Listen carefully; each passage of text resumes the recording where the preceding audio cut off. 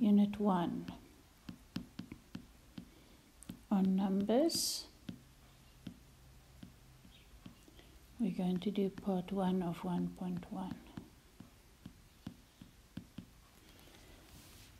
Right, why do we have to learn about numbers? Basically, whenever we use numbers, we just use the calculator, so it feels like we know everything about numbers. However, we don't really focus or concentrate on the basic rules of working with numbers. And when we bring in variables, in other words, when we are working with algebra, if we don't know our basic rules of working with numbers, then we're all stuck with algebra and we can't do that. And of course, that is the important part. Okay, let's have a look at the number line. What is the point of a number line? It's just a visual representation of what numbers work like. So the number line, we draw a nice straight line using a ruler. We put arrows on both sides because the numbers keep going in the positive and in the negative direction. So in the middle we put 0. Then evenly spaced we put little ticks for our whole numbers in both directions. So positive, it's 1, 2, 3, 4. Negative, we go to the left 1, -1, -2, -3, -4. So to the right of 0 is the positive numbers, to the left of 0 are the negative numbers. Now the numbers we see there are called integers. They are all the whole numbers. They don't have fractions included.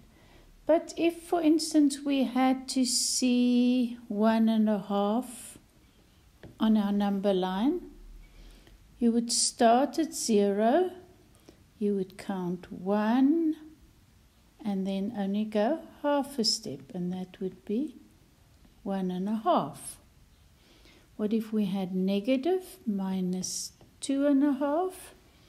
You would go 1, 2 in the negative direction, and then another half step, and that would give you -2.5.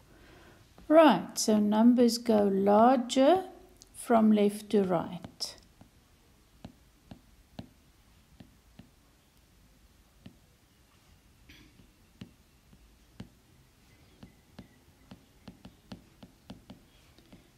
And that means they are ordered. There's an order in which they appear. So if we look at our number line, we can see that -2.5 is to the left of -2.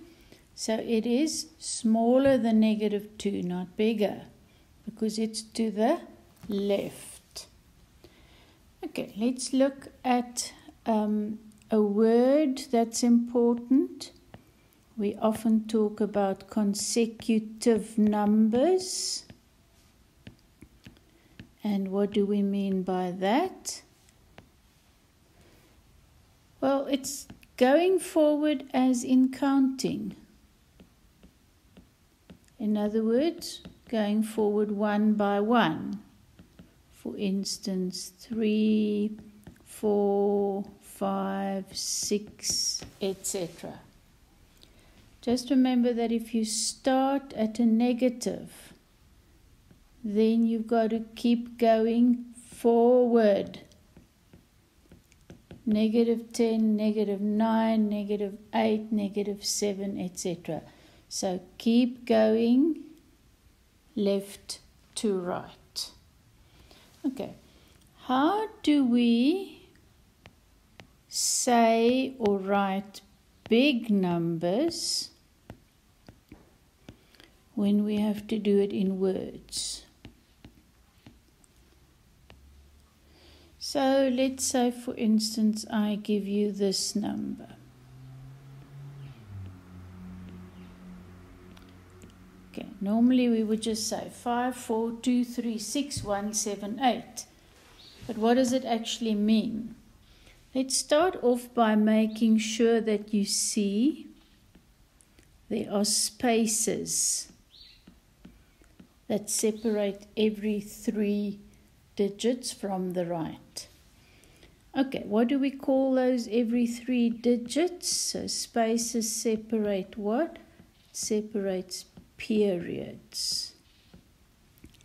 So every 3 digits is a particular period with a particular number. If we had to break it up like this, the very last 3 digits count as the ones.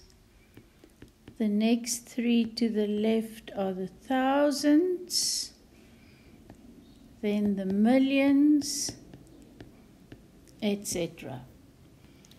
Okay, so we would start writing from the right, those 3, then the next 3, and in this case the last ones are just 2. Okay, why am I doing all of this? It helps us to see how we say this. So if we now say the name, we start from the left and we just say the part in that period. In other words, we would just say 54, and then we would say the name of the period, 54 million. Then the next part we will also just say as 236,000. And then the last part we just say 178. We don't say ones.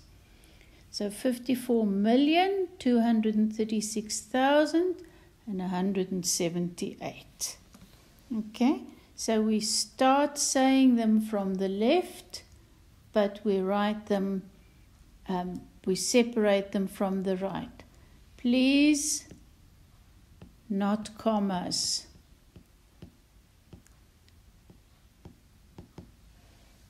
Okay, right, there's a section in your notes on rounding numbers. We're going to do that a bit later when we work with the decimals, because it does come up there again. So we're going to stop this section here and say this is the end of part 1 of section 1.